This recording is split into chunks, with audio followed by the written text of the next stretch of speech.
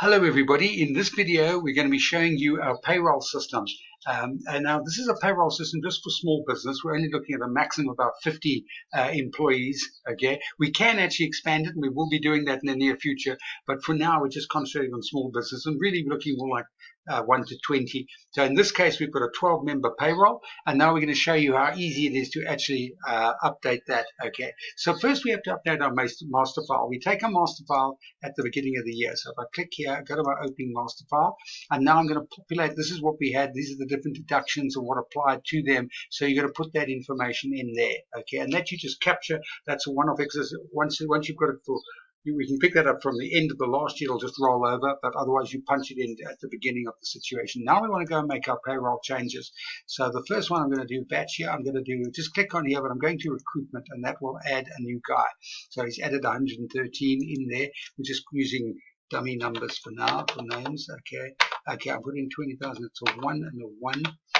The 1 here means that it's for the full month, and so he starts on the 1st of August, and that comes through, and then we're going to save him like that. Okay, now we come back, click another one, and now we're going to terminate this guy. So he said termination.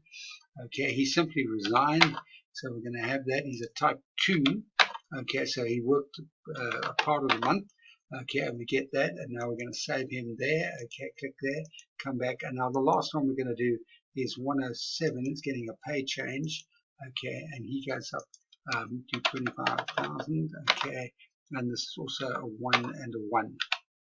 Okay, so that's going through like that, and now I can click here and pay change. So now I've done all 3 of those. Now I can look at my history, and this is the history. These are the ones that are already locked, and here's the ones that I've just done now. So I did those 3. They're quite quick and easy, and now what I have to do is I have to update my master file. So I simply click here, and the master file is updated.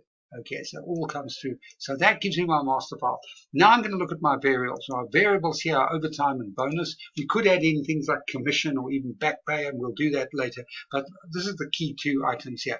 Now, what we do with overtime is we give the supervisor of, generally speaking, workers who work the overtime, we're going to give him a specialized mini app.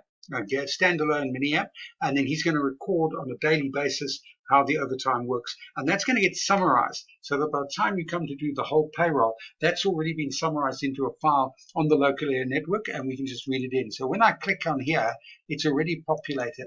Okay, the batch is already populated, and I can do that. And now I just click save here, and items saved, all the items will come through. And now I go to my overtime history, and you can see over here there's the last 4 that we've done in the period of August. So now I've done my overtime. Exact same thing applies to bonus. The mini app would actually be with the managing director or any person who actually assigns the bonuses.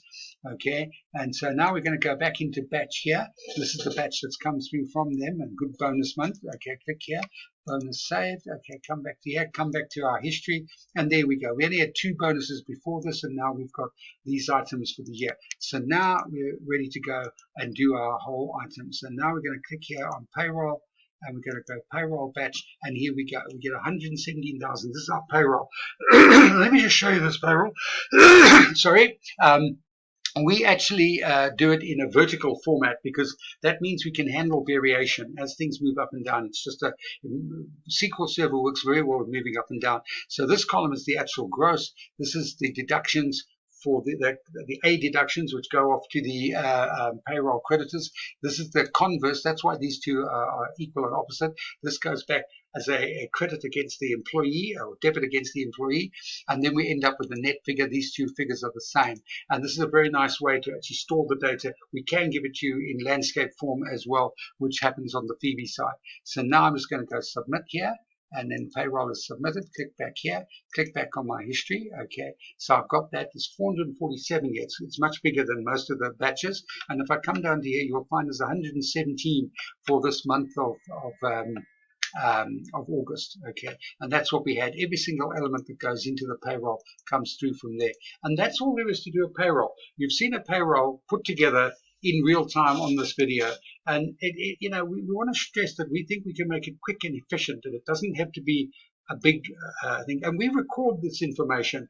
Every time someone goes in and starts this process, we would record these items. And you can see it should take only about 5 minutes for a payroll of this magnitude. So we think that we can speed up these things and make it less big and try to make it more. It's just one of the inputs that we have to the system. Okay, thank you very much.